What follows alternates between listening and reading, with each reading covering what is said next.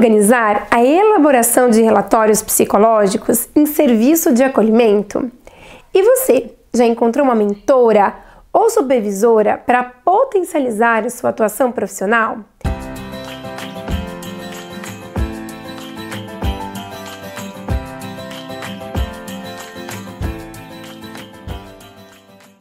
O meu nome é Shirley Caroline, eu sou psicóloga. Vamos juntos falar sobre a elaboração desses documentos tão essenciais e a sua importância. No primeiro momento desse vídeo, eu vou falar sobre os princípios e finalidade da elaboração desses documentos. Em um segundo momento, eu vou falar sobre as partes do relatório psicológico, considerando o contexto da atuação em serviços de acolhimento para crianças e adolescentes. E a última parte eu vou trazer aí sobre a responsabilidade no processo de elaboração desse instrumento de trabalho e a sua produção de uma forma multidisciplinar. Bom, os documentos psicológicos, eles são aí uma ferramenta a serviço da atuação profissional, sendo necessário ser construído de uma forma cuidadosa e ética. A resolução do CFP número 06/2019 é a mais atualizada que vai nortear a realização desses documentos pelo psicólogo. Princípios técnicos, éticos e de linguagem técnica devem ser seguidos, garantindo que o seu conteúdo seja apresentado de forma adequada. Conforme a resolução do CFP, o relatório psicológico ele é um documento que é realizado por meio de uma exposição escrita, descritiva e circunstanciada, considerando aspectos históricos e sociais da pessoa, grupo ou instituição atendida, podendo ter também um caráter informativo. E afinal, o que ele comunica? Ele vai comunicar a atuação profissional do psicólogo em diferentes processos de trabalho já desenvolvidos ou em desenvolvimento. Pode gerar orientações, recomendações, encaminhamentos e intervenções pertinentes à situação descrita no documento. Ele não tem uma finalidade de produzir um diagnóstico psicológico. Dessa forma, o relatório psicológico é um verdadeiro instrumento. No serviço de acolhimento, o relatório psicológico está presente aí em diversos momentos da atuação profissional.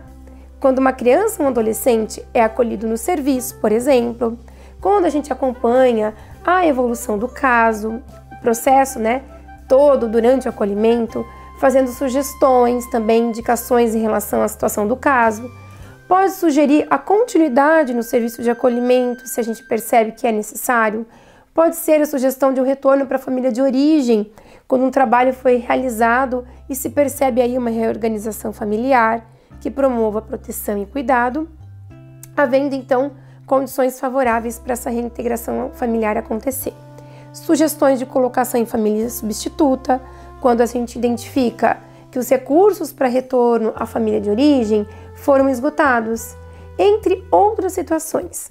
No serviço de acolhimento, o relatório se configura como um instrumento de comunicação da evolução do caso, indicando perspectivas.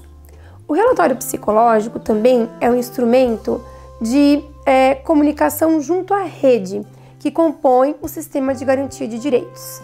Setores como a saúde, CAPs, centros de saúde, estratégia de saúde da família, as setores de assistência, CREAS e CRAS, ou setores da educação, como as escolas, são atores da rede que precisam se comunicar e o relatório é uma das formas aí de articular uma comunicação eficiente de casos de maneira integrada com a rede.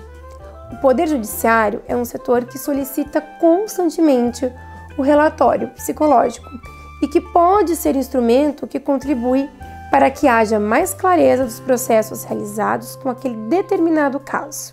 Quanto às partes do documento, o CFP traz aí 5 itens indispensáveis à realização do relatório, demarcando uma estrutura que deve ajudar a organizar o conteúdo a ser relatado.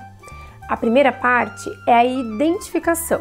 Ali a gente vai colocar os dados do autor, do atendido, quem é o interessado no documento e a finalidade da sua realização.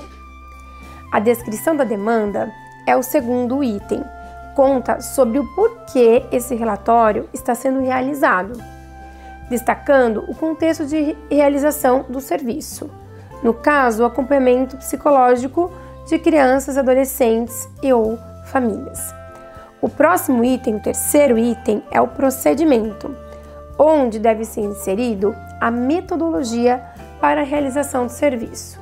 A gente pode destacar aí que é um atendimento de suporte e orientação psicológica aos acolhidos, às famílias, né, colocando o que foi realizado, visitas domiciliares, convivência comunitária, convivência dentro do serviço de acolhimento, relações estabelecidas, atendimentos na rede, encaminhamentos que foram efetuados, discussões de caso, até mesmo atendimentos em conjunto e reuniões intersetoriais.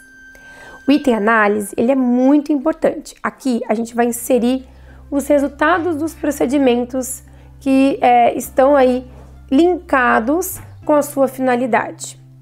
E por último, o item conclusão, onde vai constar os resultados dos acompanhamentos psicológicos.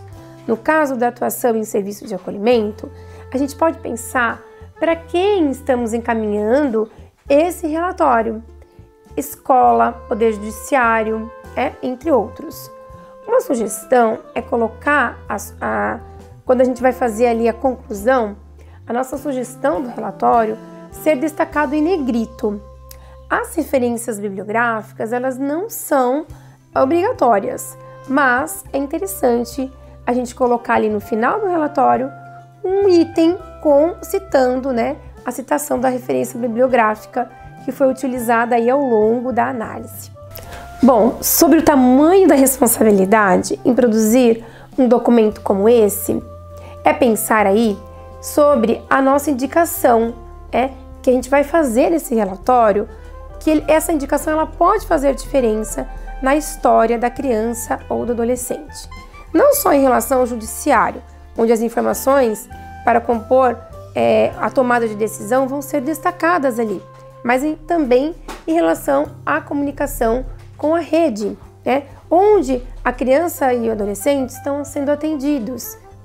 Então, o papel do psicólogo aí nesse documento é traduzir demandas, necessidades, desafios, conquistas, entre outras questões acerca da criança e o adolescente e a sua família.